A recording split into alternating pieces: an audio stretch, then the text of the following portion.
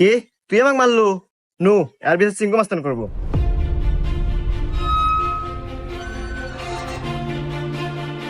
চিঙ্কু মাস্তান, ও আমাকে একটা থাপড় মারছে, আর বিচার দেন। এই, আমি সিংকু মাস্তান। এই এলাকা যত সমস্যা সঠিক সমাধান আমি নিজে দেই। নয় ওরা এক থাপড় খাবো, আর নাহলে এক থাপড়ের বদলে 10টা জরিমানা দেবো। সিংকু মাস্তান, আমার কাছে তো কোনো এখন টাকা পয়সা নাই, একটা থাপ্পড়ই দেন। এই, মার একটা থাপড়।